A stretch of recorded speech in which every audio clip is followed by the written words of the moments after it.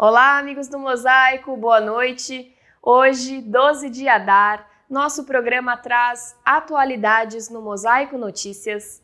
Dr. Cláudio Lotenberg fala sobre a vacinação contra a Covid-19 no quadro A Conib Conta, as celebrações de Purim e muito mais.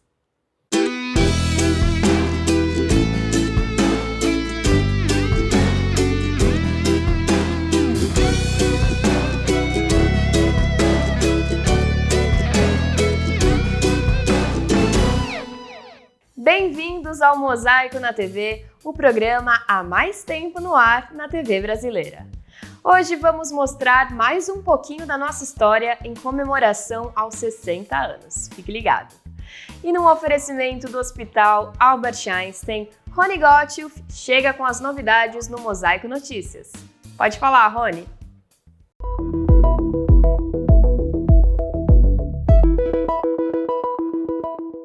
Para quem não lembra, o coronavírus chegou a Israel há exatamente um ano, em 21 de fevereiro do ano passado, quando 2 israelenses que participaram de um cruzeiro do navio Diamond Princess, no Japão, voltaram para casa e testaram positivos.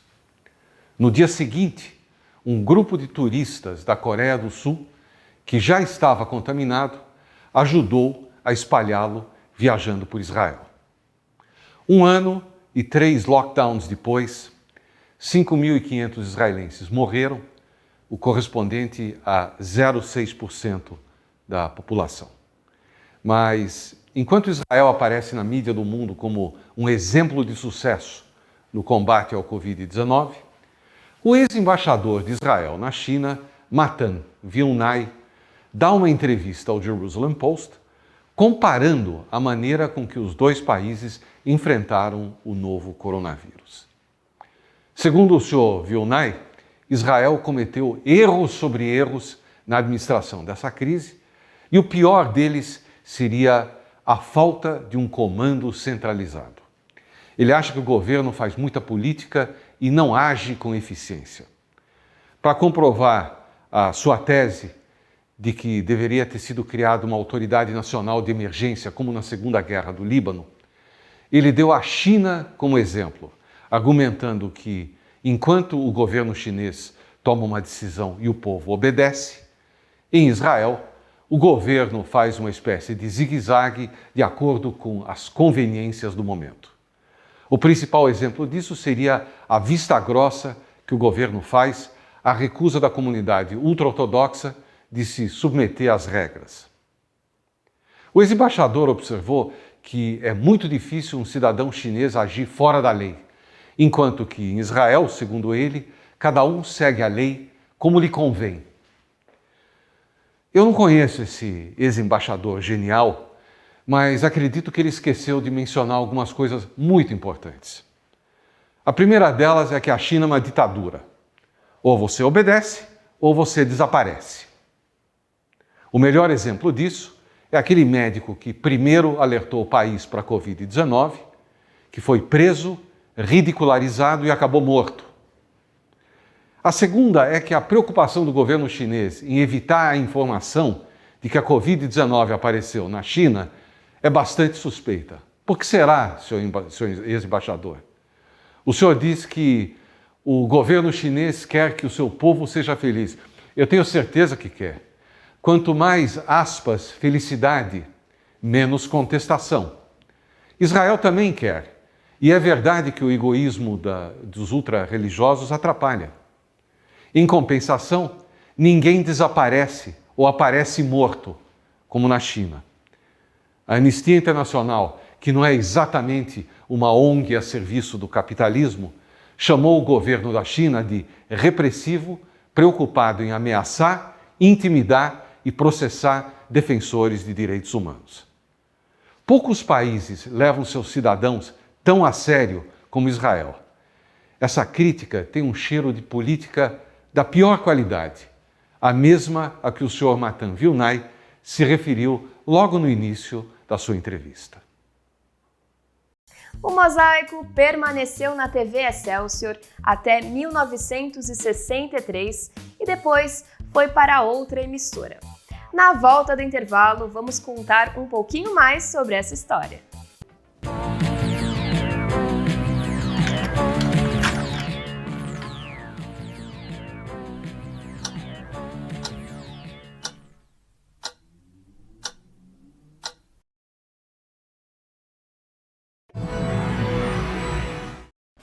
Com a Tribuna Judaica, você se mantém sempre informado sobre todos os acontecimentos da nossa comunidade no Brasil e no mundo.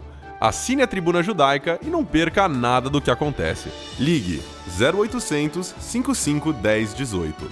O Safra te convida a pensar. E daqui pra frente?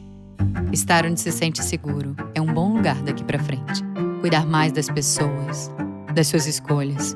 Entender que valores importam. Detalhes fazem diferença. O Safra só é o Safra porque está há mais de 175 anos pensando sério no daqui pra frente.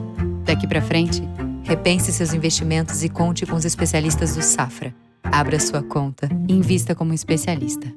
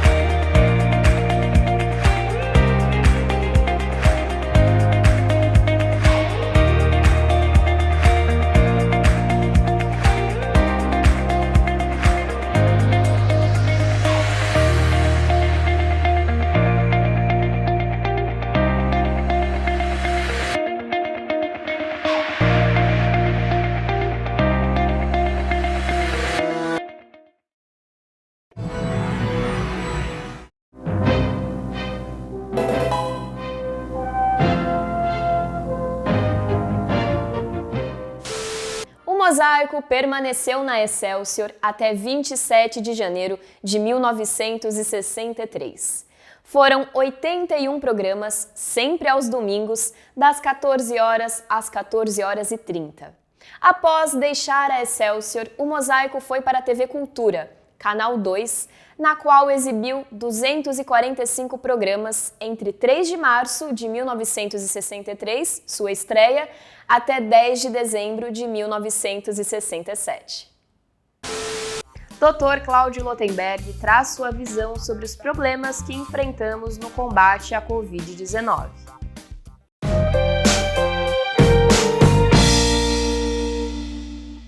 Amigos do Mosaico, é mais uma vez uma enorme satisfação de receber o presidente da CONIB, Dr. Cláudio Lotenberg, dentro do nosso quadro mensal, a CONIB Conta. Dr. Cláudio, muito obrigado por arrumar um espaço na sua agenda. Seja muito bem-vindo ao Mosaico. É um prazer estar com você. Um privilégio, queria dizer. Cláudio, o que a CONIB conta nesses difíceis tempos de pandemia? Como é que nós estamos enfrentando isso? Como é que a comunidade está enfrentando isso? Veja, nós temos aí um quadro que é extremamente delicado, porque muito pouco se avançou em relação à pandemia, no sentido de se evitar que ela possa se propagar de uma maneira mais intensa. As medidas restritivas iniciais são as mesmas, e nós sabemos que a grande esperança que a sociedade contemporânea hoje tem é justamente em cima das diferentes vacinas que já estão sendo implantadas em vários locais e particularmente no Estado de Israel. Nesse local, as pessoas já começam a observar resultados expressivos. As taxas de internação nas populações vacinadas já começaram a cair. Isso é um lado muito positivo, porque Israel passa a ser uma referência para aquilo que deve acontecer no restante do mundo. É verdade que é uma população mais restrita, é verdade que é um sistema de saúde mais bem estruturado, é verdade que existe, inclusive, um grau de entendimento pela sociedade da importância da vacina, porque nós sabemos que existe uma resistência em relação à administração da vacina, um clima de insegurança. Mas eu tenho a impressão que, neste sentido, Israel passa a ser um elemento de referência para o mundo. E eu deposito muita expectativa em relação a isso. Nós temos, nesses tempos também difíceis, toda uma questão de redesenho da geopolítica. Isso tem um papel importante para a comunidade judaica. O governo Biden assume, Israel teve, com o governo Trump, uma ligação muito bem estruturada. Eu não estou aqui fazendo defesa de um presidente ou de outro presidente, somente chamando a atenção que toda a transição cria um clima de insegurança frente aos próximos movimentos.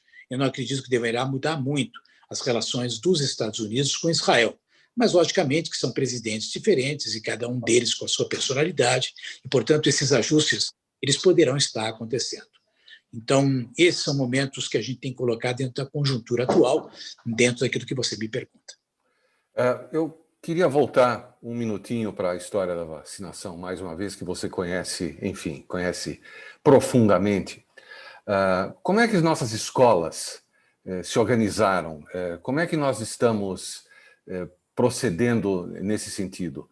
Estamos fazendo a mesma coisa que todas as outras escolas? Estamos tomando providências um pouco diferentes? Existe alguma resistência à vacina vinda das escolas, do fato de nós temos que reunir as crianças novamente? Olha, aqui são duas coisas distintas, né? Porque no caso do Brasil em particular, nós temos uma restrição importante que é a falta da vacina e mais do que isso, a falta da matéria-prima. Porque se nós dispuséssemos das IFAs, o Brasil tem excelentes centros de produção de vacina, como é o caso da Fiocruz, como é o caso do Butantan, e como é o caso das próprias fábricas privadas, que poderiam produzir as vacinas para a escala que o Brasil precisa. É bom lembrar que o Brasil tem 36 mil pontos com capacidade de vacinação, um dos melhores e mais eficientes sistemas de vacinação do mundo. O que precisa é vontade política para que a gente possa, de fato, botar isso para funcionar e, logicamente, dispor da matéria-prima, ou, como eu disse, das IFAs ou da vacina já manufaturada. O aspecto da vacinação no momento superado, logicamente, nós vamos ter que vacinar os professores. Ainda não estão vacinando crianças em grande parte do mundo. Em relação à questão das vacinas, esse é um capítulo. O segundo capítulo é em relação à contenção das crianças em frequentar as escolas. Né? Por quê? Porque é um absurdo a gente ver que os shopping centers estão sendo abertos e as escolas ainda não. Então, existe um atraso em relação a isso. As escolas já poderiam estar funcionando, tomadas as medidas necessárias. Utilização de máscaras, manter distanciamento social, utilização de álcool gel, orientação quanto à triagem das crianças. Então, esse caminho é o caminho que, na realidade, eu sinto que a sociedade ainda não percebeu. Porque o ônus dessas crianças fora da escola é um ônus muito pesado lá de futuro. A educação não é uma educação que se faz somente com a informação. Ela é feita da informação e do convívio, com contato, com relacionamento. Então, nós estamos sendo aí um ônus muito caro para a sociedade em relação ao futuro e que nós temos que, de certa forma, quebrar esse obstáculo. É bom lembrar que a grande resistência está acontecendo justamente na cidade de São Paulo, onde o sindicalismo é muito organizado. Então, existe um movimento trabalhando à volta às escolas de maneira negativa. Então, eu acho que a gente rapidamente precisaria retomar as aulas de maneira presencial, tomando os cuidados necessários, independentemente do processo das vacinas que vão acontecer do seu devido momento. Eu percebo aqui que eu tenho um privilégio, os telespectadores têm um privilégio raro. Nós estamos falando com o presidente da CONIB, mas o presidente da CONIB já foi secretário de saúde, então ele pode dar informações que outras pessoas não poderiam nos dar. Eu terminaria essa entrevista para esse mês com uma pergunta mais relacionada aos contatos, que são uma das suas grandes habilidades. Nós falamos no mês passado sobre alguns contatos que você fez assim que assumiu a presidência. A CONIB fez outros contatos nesses últimos 30 dias, conversou com players importantes nesse nosso cenário político? Sim, eu tive a oportunidade, como você já sabe, de estar com o presidente da Câmara dos Deputados, tive a oportunidade de estar com o presidente do Senado, mas também já estive, antes da eleição, é verdade, de estar em contato com o novo presidente da Câmara dos Deputados, que é o deputado Arthur Lira. deverei ainda, no começo de março, estar visitando tanto ele quanto o presidente do Senado, numa visita de cortesia, não temos nada a demandar, nada a pedir. Tive alguns contatos, estarei essa semana de novo com o secretário da Saúde do Estado de São Paulo, tivemos intensificando relações com o presidente da Anti-Defamation League, estive nos Estados Unidos conversando com David Harris, recentemente, do American Jewish Committee, participando das relações e das reuniões junto ao Congresso Mundial Judaico, ou seja, fazendo os contatos, os relacionamentos que fazem parte da presidente da Confederação Israelita do Brasil. Eu, na próxima semana, tenho um encontro com o presidente da Ordem dos Advogados do Brasil, ou seja, nós estamos ampliando a rede de relacionamento da CONIB, ou seja, é o papel que a gente tem que ter no sentido de trazer e fazer com que a comunidade esteja bem ambientada. É lógico, fortalecendo aquilo que o Brasil tem, que é diferente de vários países. O Brasil tem um clima muito amistoso junto a todas as comunidades. O Brasil é um país, naturalmente, que é contra a beligerância, que é contra a briga. Nós não temos uma história de guerra. Talvez a última guerra que tivemos foi a Guerra do Paraguai. Na Primeira e Segunda Grande Guerra Mundial, tivemos um papel coadjuvantes. Nos alinhamos com um bloco, mas não que tivesse um papel de alguém que quisesse guerrear. Talvez se o Brasil fosse convocado, seria o primeiro no sentido de poder estabelecer a paz. Então, dentro desse espírito é que nós estamos nos próximos dias caminhando aí para ter uma pauta bastante extensiva. Sabe que o Brasil tem muita coisa que acontece após o Carnaval. Este ano não vamos ter o Carnaval, mas certamente os contatos vão se intensificar dentro do calendário a partir de agora. Doutor Cláudio, muito obrigado pelos minutos preciosos que você nos cedeu. Espero ter o prazer de conversar com você no mês que vem e provavelmente com novas notícias e novas curiosidades. Mais uma vez, muito obrigado e boa sorte nessa sua nova atividade. Obrigado, é um prazer estar com você, como disse no início, com os telespectadores do nosso querido Mosaico de Chico Gottelf.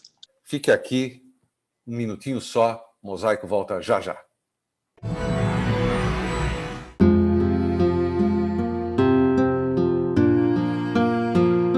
O judaísmo tem regras e costumes para se despedir de um ente querido. E para cumpri-los, contamos com profissionais e voluntários. Nós nos orgulhamos muito deles, dos profissionais que compreendem que seu dia a dia é diferente e especial, e dos voluntários, cujo único pagamento é a certeza de estar colaborando com nossas famílias. Hevra Kadisha, mantendo acesa a chama da comunidade. Anuncie na revista mais lida da comunidade, Revista A Hebraica. Ligue 3814-4629. 3814-4629. A Cozinha da Ida Shemami inaugura hoje um espaço para contar histórias sobre a gastronomia judaica. Chefe Breno, é com você.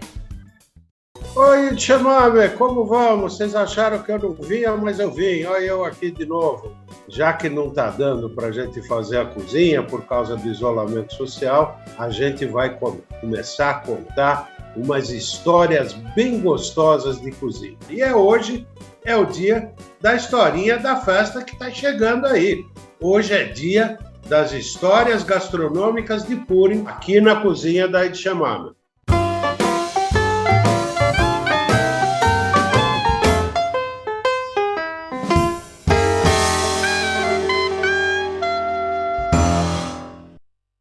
Falou em Purim, é óbvio que a primeira coisa que vem na cabeça da gente é Haman Tashen e Oznei Haman. Apesar de que em Israel todo mundo chama Haman Tashen de Oznei Haman, Haman Tashen e Oznei Haman não são a mesma coisa. Vamos começar. Haman Tashen, a origem é na Alemanha. No período medieval, eles tinham um docinho lá que chamava Moltach, bolsa de boca. E quando esse docinho vinha recheado com sementes de papoula, ele chamava de Muntach, o Muntach. Os judeus pegaram a semelhança da expressão e começaram a chamar o Muntach de Amantach. Já o Oznei Haman, orelhas de Haman, tem sua origem ou na Espanha ou na Itália, a gente não sabe direito. Espanha, Itália e Grécia criaram uma série de comidinhas com nomes de partes do corpo de Amã, uma espécie de vingança antropofágica ao que esse malvado fez com o povo judeu. E agora eu quero falar para vocês exatamente daqueles outros docinhos que foram criando por aí. Na Grécia se criou o boiojaúngola, a face de Amã. Notem o ovo escondidinho embaixo da massa, nós vamos falar disso já. Na Espanha se criou ojos de Amã, os olhos de Amã, o ovo aqui. Na Grécia, cabellos de Amã, uma delícia essa receita. Essa receita eu já dei no Cozinha daí de Chamando. Um espaguetinho ou um linguine com um molhinho de limão, azeitona, cebolinha e o ovo cortado. Por que essa recorrente presença do ovo? É o luto. Não vamos esquecer que a festa de Purim tem um significado muito especial. A gente a encara como uma festa alegre, porque superou-se pela política, foi a primeira tentativa organizada de um Estado de liquidar com os judeus. E Mordecai e a rainha Esther articularam-se e conseguiram, junto ao rei Assuero, eliminar a maldade de Amã. Outro costume interessante de Purim é a halá. A halá em Purim é chamada de koilit, e ela é feita bem comprida, bem grandona. Koilit é uma halá para festas, né? Em Bri se faz muito koilit. Um outro hábito, esse principalmente dos judeus portugueses. Krepeler, estão vendo aí? São as festas migratórias, né? Então, que o Krepeler, na verdade, é uma junção das iniciais dessas festas e, portanto, deve ser servido em Purim. Esse é o costume dos judeus portugueses. Já os judeus italianos têm um doce que chama Kindle. Esse nome vem do alemão e, por algum motivo, virou uma tradição italiana. Está vendo? É um tronco. Agora, eu queria contar para vocês uma coisa muito gozada.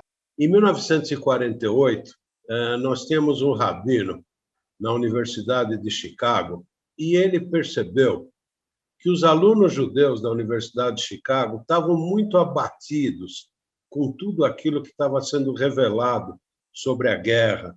Então, ele teve uma ideia de fazer um debate e impôs regras. O debate chama Amentachem versus Latkes, ou Latkes versus Amentachem. São convidados 3 mestres da faculdade, eles, no mínimo, têm que ter PhD, e um deles tem que ser não-judeu. E esses 3 mestres têm que usar bases científicas e o roteiro de argumentação de um fórum científico para provar cada um deles aos outros 2 o que é melhor, se o Latkes ou o Amentachem. E de chamar, está acabando. Fica em casa, fica com saúde, eu vou estar te acompanhando. Nós aqui do Mosaico não vamos te deixar na mão, sempre vamos estar conversando com você, te dando receitas e agora contando histórias. Pronto, é isso. Tchau, pessoal! Purim tem início nessa quinta-feira e eu fiz questão de separar curiosidades e uma típica trilha sonora da festa. Pode rodar! Olá, pessoal! Está começando mais um Mosaicult. E hoje teremos um Mosaicult diferente e especial em comemoração a Purim. Vamos lá? 3, 2, 1, ação!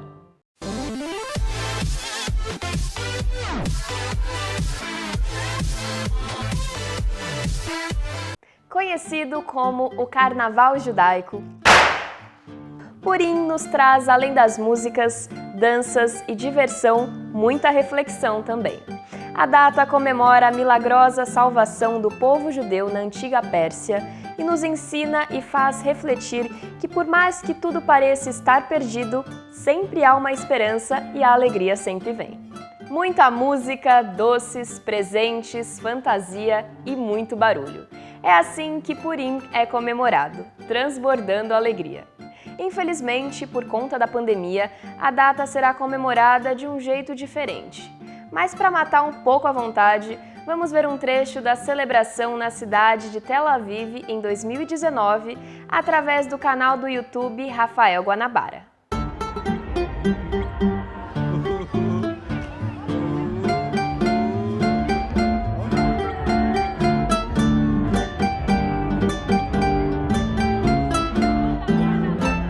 No Brasil a gente tem carnaval e aqui a gente tem Purim.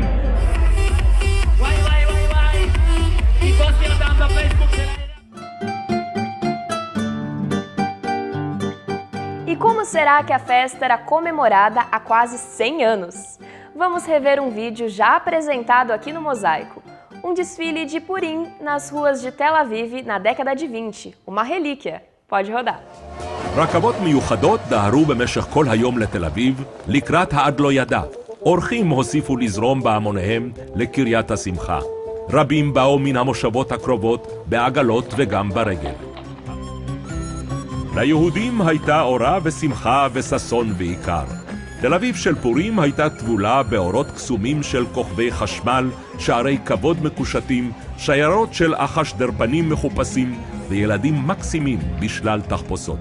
Agora sim, pronta para a comemoração. E será que alguém aqui já ouviu essa música?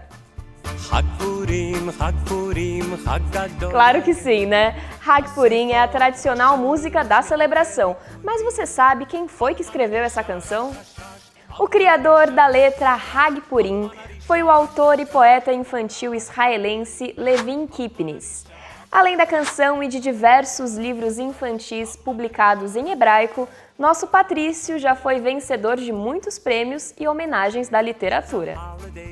É isso aí, pessoal! Tanto a música quanto os vídeos completos de Purim vocês encontram no YouTube. É muito fácil. Espero que vocês tenham gostado dessa sessão especial e eu me despeço de vocês com a música Hag Purim. Solta o som! Tchau! חג פורים, חג פורים, חג גדול ליהודים, מסכות רשנים, שירים וריקודים. Havana Risha, rush, rush, rush. Havana Risha, rush, rush, rush. Havana Risha, rush, rush, rush. Barashanim. Havana Risha, rush, rush, rush. Havana Risha, rush, rush, rush. Havana Risha, rush, rush, rush. Barashanim. A gente continua conectado nas redes sociais durante a semana. É só procurar por Mosaico na TV no YouTube, Instagram e Facebook. Na próxima sexta, acenda as velas de Shabbat às 18h18.